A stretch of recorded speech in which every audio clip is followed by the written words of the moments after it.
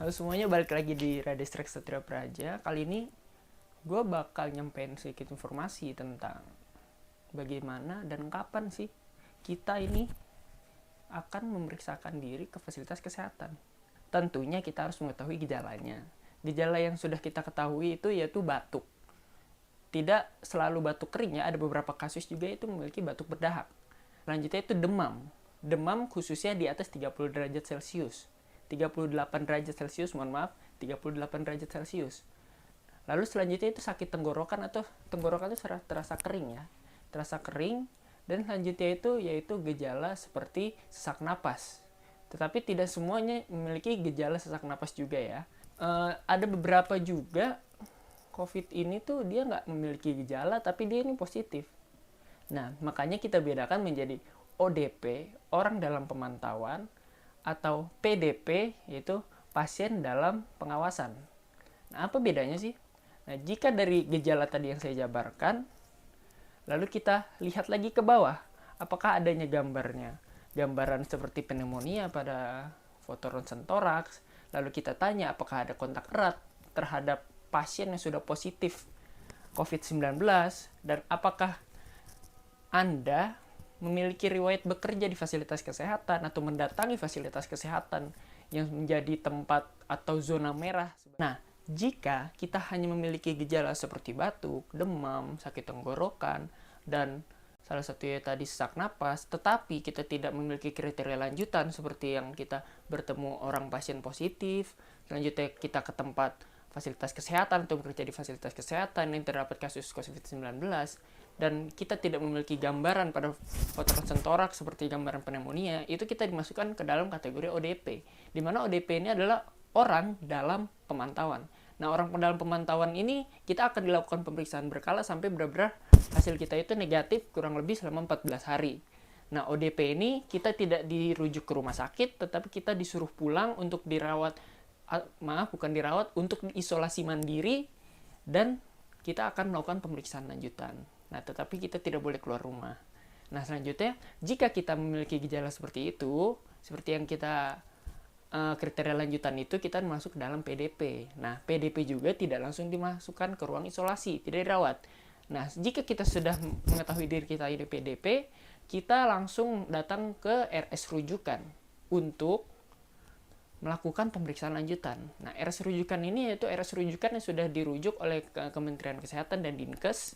Ya, contohnya seperti RSPI, Rumah Sakit Persahabatan, RSPAD Gatot Subroto, itu salah satu ya, beberapa yang ada di Jakarta, dan ada RS rujukan lainnya yang pasti. Nah, setelah kita datang, kita akan melakukan pemeriksaan lanjutan.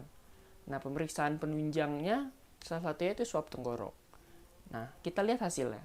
Setelah kita melakukan pemeriksaan swab tenggorok, kita lihat apakah hasilnya negatif atau positif. Jika kita negatif, kita menderita pneumonia, tetapi pneumonianya bukan karena corona atau COVID-19. Nah, penata laksanaan yang dilakukan yaitu penata laksanaan sesuai dengan pneumonia yang kita derita. Nah, jika positif, berarti kita menderita COVID-19. Nah, penata laksanaannya tentu penata laksanaan COVID-19.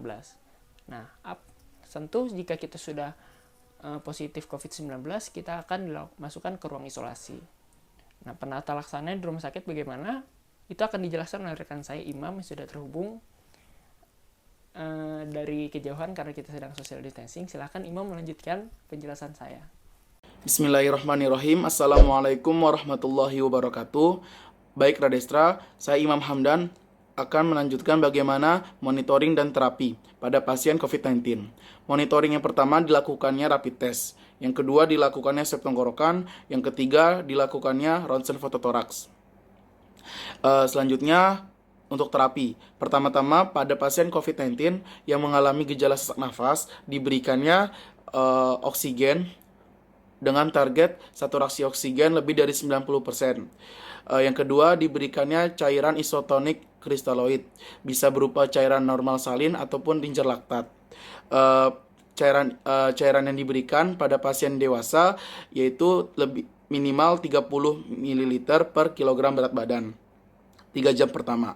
Selanjutnya pada pasien anak-anak diberikannya 20 ml per kilogram berat badan, dilanjutkan 40 sampai 60 ml per kilogram berat badan 3 jam pertama. Selanjutnya, setelah diberikan cairan, kita dapat menghentikan cairan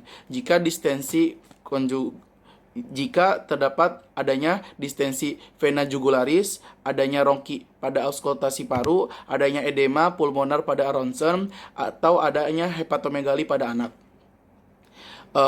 Selanjutnya, dari pemberian cairan, kita ke terapi selanjutnya, yaitu pemberian antibiotik empirik. Pemberian antibiotik empirik ini, walaupun pada pasien dicurigai terinfeksi COVID-19, namun tetap diberikan antibiotik empirik dengan dilihat apakah adanya komorbid atau tidak adanya komorbid.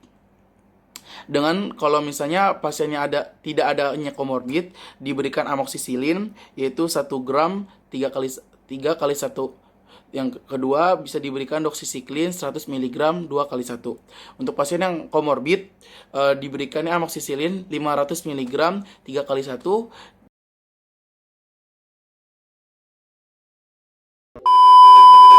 Baik, mohon maaf karena sinyalnya terputus karena kita dari jarak jauh, tetapi menurut saya poin-poinnya sudah dijelaskan dengan baik oleh Imam. Intinya, mari kita lawan pandemi ini bersama-sama, karena virus aja rame-rame masuk kita sendiri-sendiri. Buanglah sifat egois, mari kita saling peduli. Inilah saatnya kita peduli kepada sesama dan saling membantu. Jika kita memiliki yang lebih, yang mohon diberikanlah kepada yang kecil. Tidak perlu banyak-banyak, yang penting niat kita untuk berbagi dan membantu sesama.